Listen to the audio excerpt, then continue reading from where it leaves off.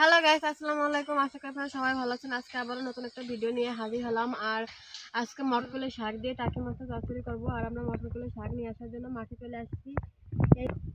এই দেখুন, রায়ের ভিতরে মটরকলের শাক হয়েছে। এবার আমরা এগুলো তুলে নেব।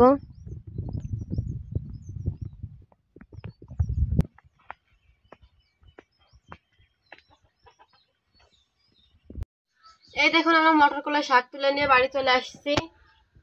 এবার আমরা শাকগুলো বেছে নিব। আমরা এই মটরকলের শাকের এই ফুল ফেলে দিব আর এইভাবে ছোট ছোট করে ভেঙে নিব।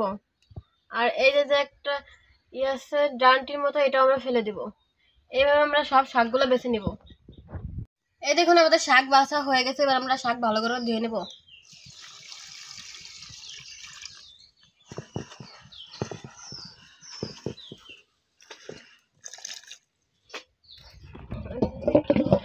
এই দেখুন, আমাদের শাক ধোয়া হয়ে গেছে। আর আমি চুলায় একটা কড়াই বসিয়ে জাল ধরিয়ে নিছি।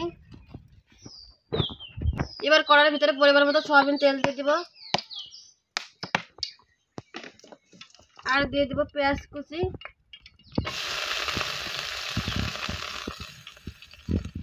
কাঁচামরিচ,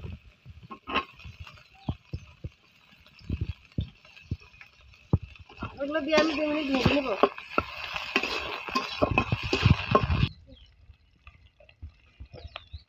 আমি 2 মিনিট ভেজে নিয়েছি। এবার এর ভিতরে দিয়ে দিব বাটা মশলা, দিয়ে দিব রসুন বাটা,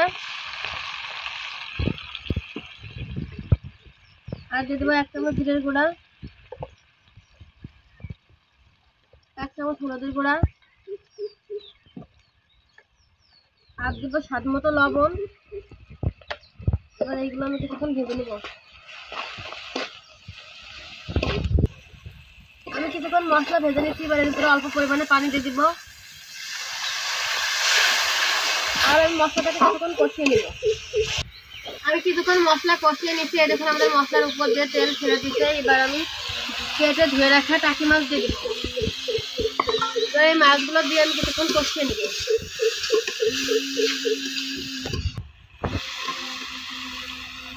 এবার আমি কেটে ধুয়ে রাখা আলু দিয়ে দেবো।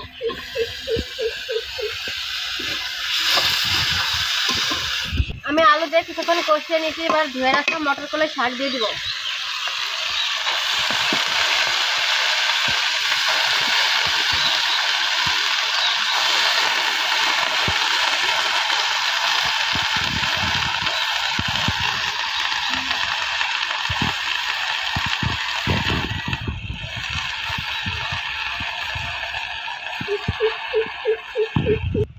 ঢাকনা দিয়ে দেবো আর 5 মিনিট আস্তে আস্তে রান্না করে নেব। আমরা লাউ শাক কাটতে গেছিলাম। ফিরে এলাম 5 মিনিট পরে। এবার ঢাকনা নামিয়ে নিব। আর এই দেখুন, আমাদের শাকে কত পানি গলছে। আমাদের কিন্তু শাকে আর পানি দেওয়া লাগবে না।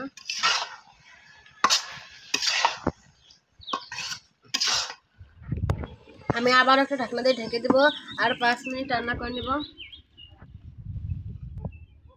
ফিরে এলাম 5 মিনিট পরে। এবার আমি ঢাকনা নামিয়ে নিব। আর এই দেখুন, আমাদের শাক সিদ্ধ হয়ে গেছে আর আলু কিন্তু দেখুন সিদ্ধ হয়ে গেছে। এবার আমি আরো 1 মিনিটের মতো রান্না করে নেব। ফিরে এলাম 1 মিনিট পরে। এই দেখুন, তৈরি হয়ে গেছে কিন্তু আমাদের টাকি মাছ দিয়ে মটরকলের শাক চচ্চড়ি। আর শাকের কালারটাও দেখুন একদম সবুজ হয়েছে। এবার এগুলো আমি একটা বাটিতে নামিয়ে নেব।